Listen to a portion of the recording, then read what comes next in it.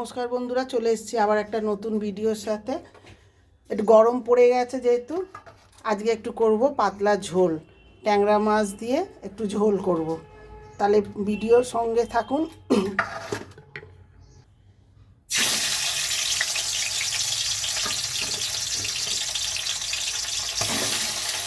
কড়াইতে ট্যাংরা মাছগুলো দিয়ে দিয়েছি, তেলটা গরম হয়ে গেছে। এবার যেহেতু ট্যাংরা মাছ খুব ফাটে, ওই জন্যে ট্যাংরা মাছটা চাপা দিয়ে দেবো।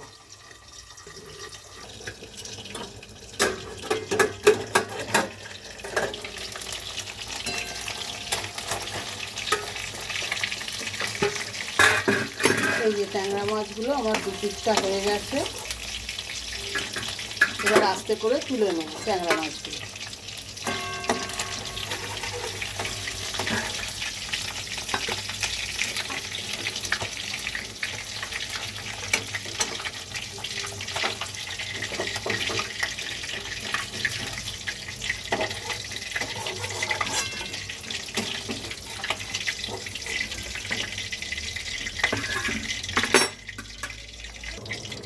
বন্ধুরা, আমার ট্যাংরা মাছগুলো ভেজে তোলা হয়ে গেছে। এবার আমি দিয়ে দেবো কড়াইতে ওই তেলেতেই কিছুটা পাঁচফোড়ন। পাঁচফোড়নটা একটু লাল লাল হয়ে গেলে তখন দেবো আলুগুলো। পাঁচফোড়নটা ভাজা হয়ে গেছে, এবার দিয়ে দেবো আলুগুলো।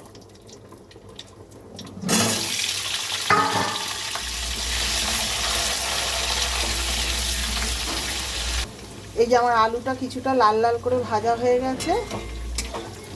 এইবার এই সময় আমি দিয়ে দেবো বেগুনগুলো। তো বেগুন কেটে রেখেছি লম্বা লম্বা করে বেগুন, আর তার সাথে দিয়ে দেবো ডাঁটাগুলো। সজনে ডাঁটা আমি কিছুটা কেটে রেখেছি, দিয়ে সবকে একসাথে একটু ভাজা ভাজা করবো। আর এইদিকে আমি কিছুটা বড়ি ভেজে রেখে দিয়েছি আগে থেকে। এইবার এইগুলো একটু ভাজা ভাজা হলে তারপরে দেবো মশলাটা। এই যে আমার ভাজা হয়ে গেছে আলু বেগুন ডাঁটাটা, এবার আমি দিয়ে দেবো একটু হলুদ গুঁড়ো। একটু দিয়ে দিলাম হলুদ গুঁড়ো, আর দিয়ে দেবো পরিমাণ মতো নুন।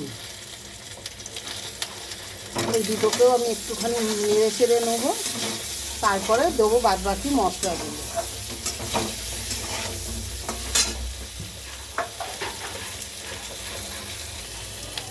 নুন হলুদটা দিয়ে আমি একটুখানি নেড়ে নিয়েছি। এইবার দেবো হাফ চামচ জিরে গুঁড়ো,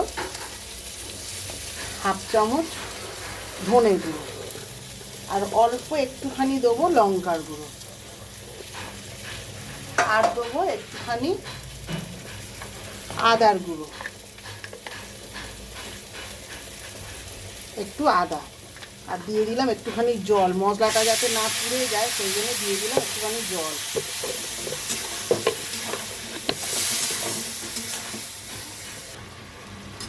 এই যে বন্ধুরা, আমার সব মশলা দিয়ে একসাথে কষানো হয়ে গেছে। এইবার আমি এতে দিয়ে দেবো পরিমাণ মতন জল। মশলাটা আমার ভালো করে কষানো হয়ে গেছে। এইবার দিয়ে দেবো আমি একটু জল পরিমাণ মতন।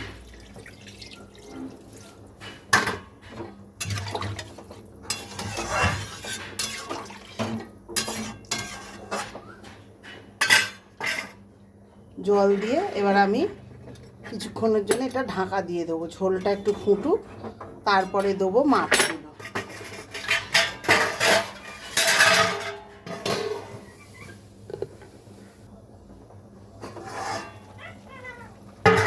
এই বন্ধুরা, ঝোলটা আমার ভালো করে ফুটে গেছে। এই সময় আমি দিয়ে দেবো মাছগুলো, ভেজে রাখা মাছগুলো আমি সব দিয়ে দেবো।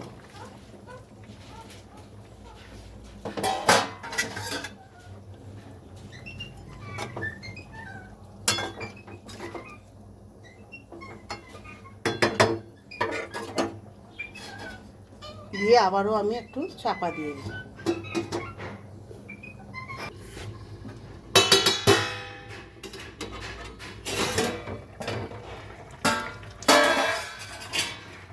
এই যে বন্ধুরা, আমার ঝোলটা ভালো করে ফুটে গেছে। আর হয়েও গেছে, আমার আলুটাও সেদ্ধ হয়ে গেছে। এই সময় আমি ওই ভাজা বড়িগুলো দিয়ে দেবো। আমার ট্যাংরা মাছের ঝোল রেডি।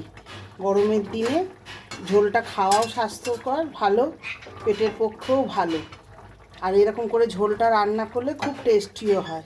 তাহলে বন্ধুরা, ভিডিওটা কেমন লাগলো অবশ্যই কমেন্টে জানাবেন, লাইক শেয়ার করবেন। আগের ভিডিও নিয়ে হাজির হব, ততক্ষণের জন্য টাটা।